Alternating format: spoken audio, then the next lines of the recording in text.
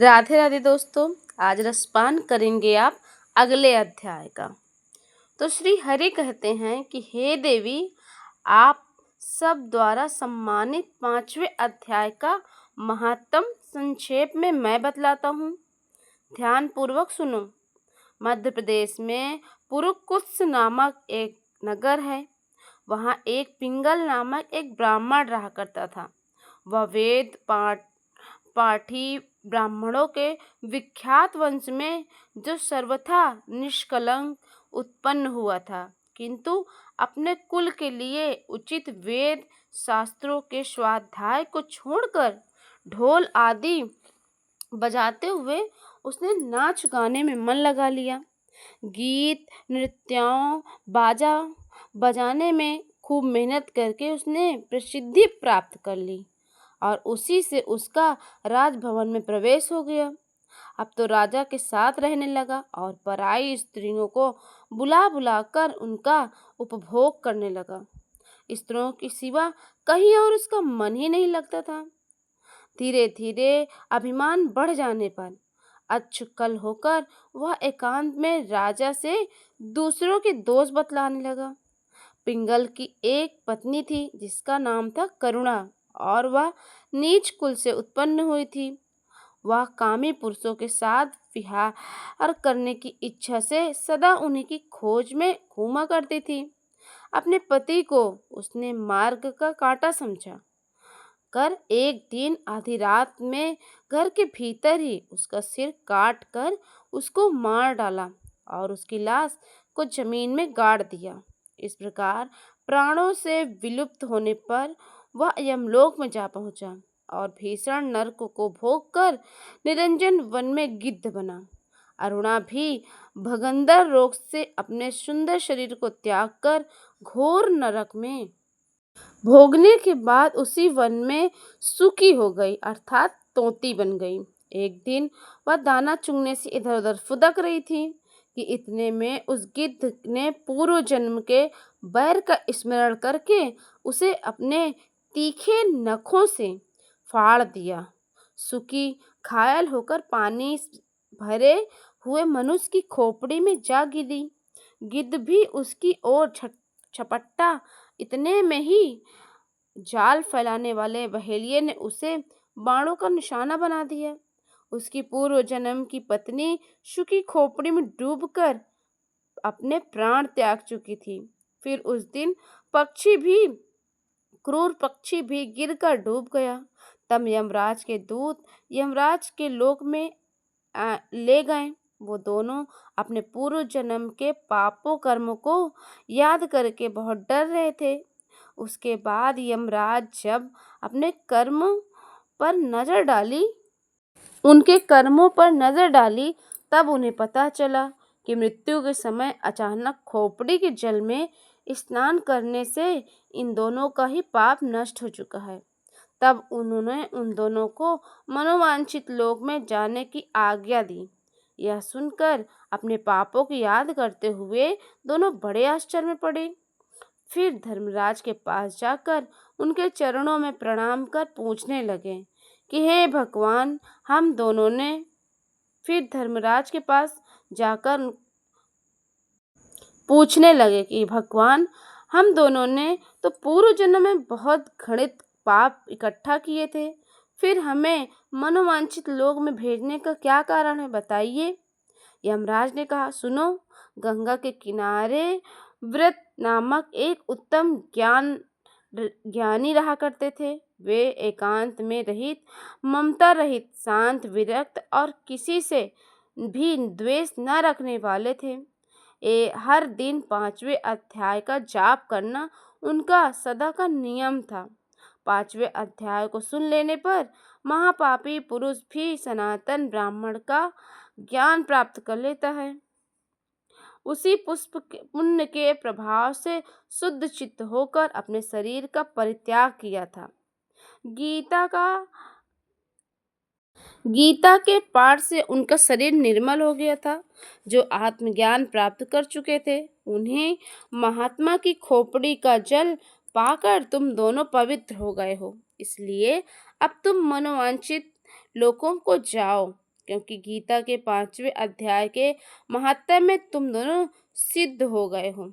श्री हरि भगवान कहते हैं, हे देवी, सबके प्रति समान भाव रखने वाले धर्मराज के द्वारा इस प्रकार समझाए जाने पर वे दोनों बहुत प्रसन्न हुए और फिर दिव्य विमान में बैठकर वैकुंठ धाम को चले गए।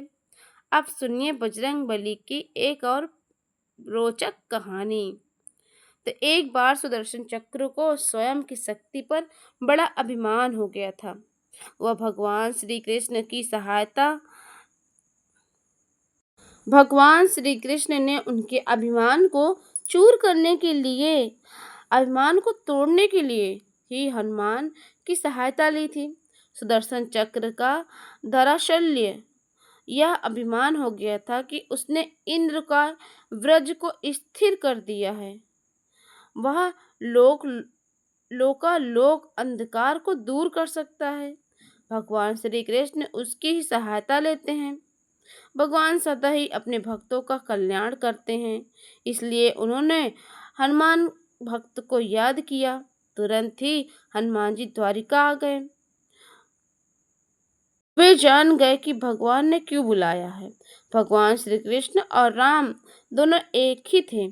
वो ये भी जानते थे कि इसलिए सीधे दरबार में नहीं गए। कुछ कौतूहल करने के लिए बगीचे में चले गए। वहां बगीचे में लगे हुए वृक्षों के फल तोड़ने लगे। कुछ खाए, कुछ फेंक दिए, कुछ वृक्षों को उखाड़ फेंका, कुछ तोड़ डाला। इस तरह एक सुंदर वाटिका को वीरान बना दिया। फल तोड़ देना, फेंक देना हनुमान जी का उद्देश्य नहीं था।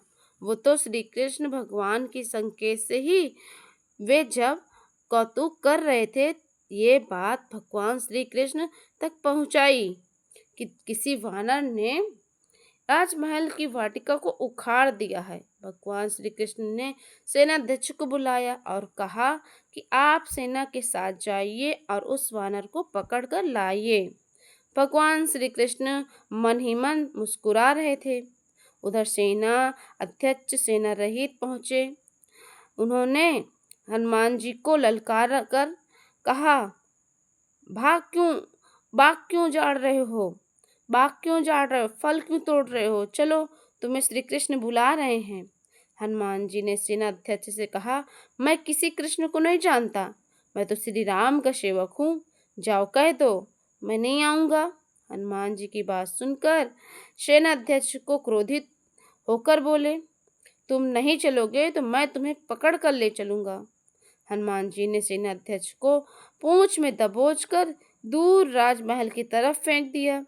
सेना अध्यक्ष ने किसी तरह दरबार में पहुंचकर भगवान को बताया कि भगवान, वो कोई साधारण वानर नहीं है, मैं उसे पकड़ नहीं ला सकता। श्री कृष्ण ने कहा, हनुमान जी को कहलवाया भेजा कि आपको श्री राम बुला रहे हैं। तब सुदर्शन चक्र को आदेश दे दिया कि हे सुदर्शन चक्र, द्वार पर रहना, कोई बिना आज्ञा के अंदर ना आने पाए, और अगर कोई बिना आज्ञा के अंदर आने का प्रयास करे तो आप उनका वध कर देना। श्री कृष्ण समझते थे कि श्री राम का आदेश सुनकर हनुमान जी एक पल भी नहीं रुक सकेंगे। जैसे ही वह संदेश बजरंग बली को हनुमान जी पर पहुंचा तो उन्होंने एक पल की भी देरी नहीं की और पहुंच गए दरबार के द्वार पर। वहां सुदर्शन खड़े थे। वे कहने लगे, रुको, बिना आज्ञा के तुम अंदर नहीं जा सकते, और जब भगवान श्री राम बुला रहे हों और हनुमान जी बिल्कुल भी देरी सहन नहीं कर सकते। हनुमान जी ने सुदर्शन को पकड़ा और इलायची की तरह दांत में दबाकर मुंह में रख लिया। भगवान श्री राम के स्वरूप में श्री कृष्ण जी सिंहासन पर बैठ गए। सिंहासन पर बैठे श्री कृष्ण को देखकर हनुमान जी भगवान के चरणों में नतमस्तक हो गए। भगवान ने हनुमान जी को गले से लगा लिया। तब भगवान श्री कृष्ण ने श्री राम के वश में थे। भगवान ने पूछा, हे हनुमान, तुम अंदर कैसे आए? तुम्हें किसी ने रोका नहीं? हनुमान जी ने उत्तर दिया, रोका था भगवान सुदर्शन ने, लेकिन मैंने सोचा कि आपके दर्शन में विलंब होगा, इसलिए मैं उनसे उलझा नहीं, बस मैंने उन्हें अपने मुंह में दबा लिया। ऐसा कहकर हनुमान जी ने सुदर्शन को मुंह से निकाल लिया और भगवान के चरणों में डाल दिया। सुदर्शन चक्र का घमंड अब चूर चूर हो चुका था। श्री कृष्ण यही चाहते थे। भगवान श्री कृष्ण ने हनुमान जी को हृदय से लगा लिया। हृदय से हृदय की बात हुई और भगवान ने हनुमान जी को विदा किया। इसलिए भगवान के निकट वही रह सकता है जिसके अंदर अहम अहम न